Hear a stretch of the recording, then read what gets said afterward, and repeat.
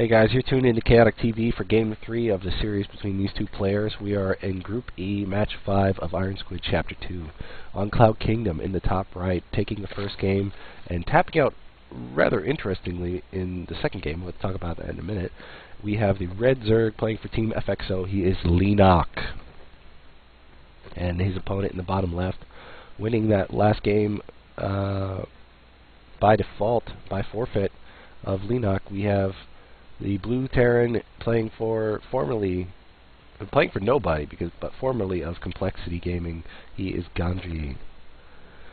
So that last game, there were 3 drops happening concurrently. Ganzi dropped 2 medevacs full of Marines, sniping off the spawning pool of Leenock, as well as roaches were being dropped at Ganzi's third and in his home base. The huge number of over 25 roaches were killed in the third base by all of Ganzi's forces, but the main had 4 full overlords that were not dropped.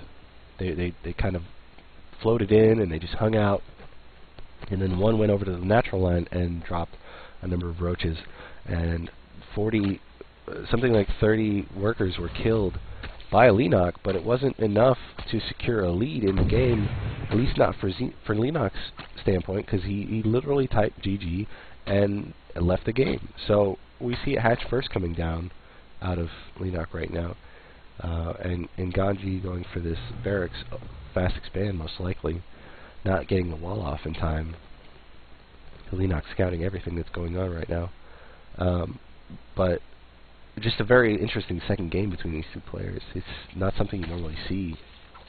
The early tap-out Korean players, especially Marine King Prime and Gumiho, are some of the most known for hanging out when they probably should GG, and they sometimes are able to pull off a win. But we see a spawning pool, and the gas has happened much earlier than, or just before the spawning pool, the gas was put down.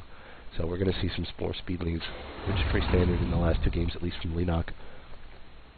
And his hatchery is about to finish, but the orbital command is now done for Ganzi, and the first mule falls down.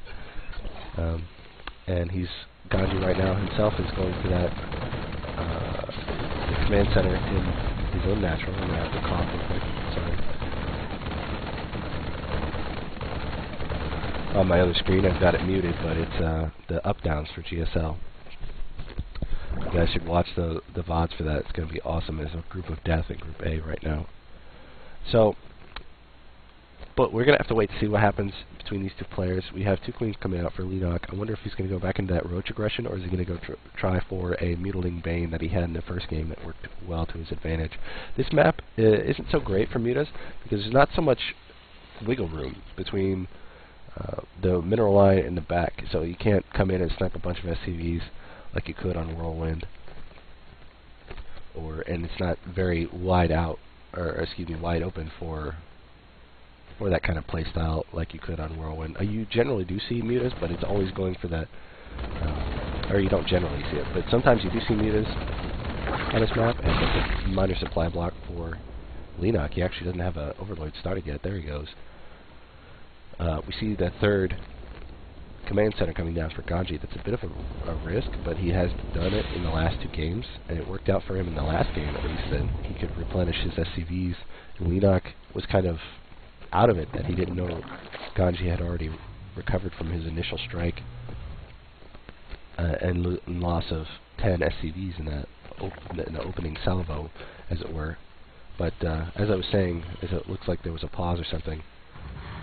Sometimes you do see mutas on this map, but it's always you have to go for that muta ball, and that's only if you're not molested. Like, you have to go for that death ball, which is about 20 mutas, so you can start one-shotting reactors and stuff like that.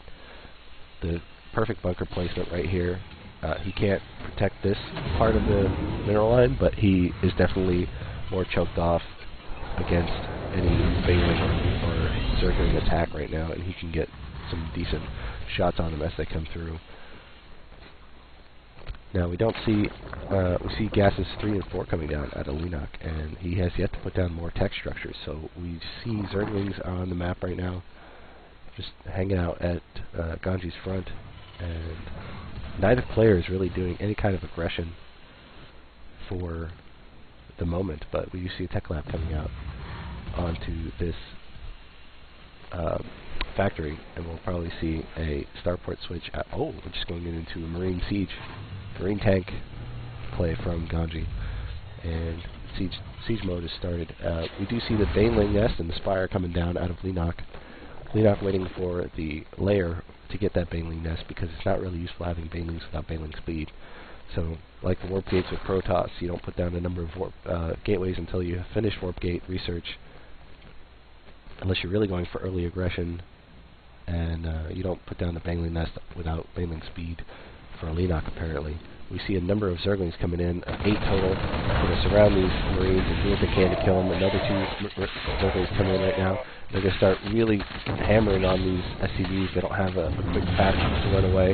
Nice little block here. The tank and the Marine are definitely going to be able to, tank and bunker, excuse me, are definitely going to be able to protect against all of these Zerglings. But he did do enough to deny the mining time and really put Ganzi aware that there is pressure coming in. Now this tank can't see. Oh, he can see. And Leenock, wow, that's a perfect placement for that tank. He can cover all the way to this line. But he's moving forward just now. Yeah, Leenock taking his own third base at this point. And very curious play coming out of both of these players. Gases 3 and 4 coming out of Ganzi, and a number of mutas coming across the map for Leenock. So he's actually going for that muta ball that I was talking about. These are just going to be harassment mutas, and he's going to snipe this tank right now, and these Marines are going to be on the low ground, and he's actually got enough mutas to attack them, especially with these Marines coming in. Look at all of these Marines are just dying, and there's a GG from Ganzi. Ganzi knew that he didn't have the forces to ward this off. He couldn't get anything out with these barracks already only in production. Most of his supply is in SCVs, 57 of 65 in SCVs, and all of his upgrades are nowhere near done. So Leenock had the definite upper hand, and Ganzi would not have been able to hold this off at all, so he just taps out. So Leenock taking this series 2-1, an abnormal series of games between these two players. The first game was pretty standard, but the second and third ended very abruptly, as I should say. From Chaotic TV, thank you very much for watching. Apologies for all the and all the coughing and sneezing, and we'll see you next time. Cheers.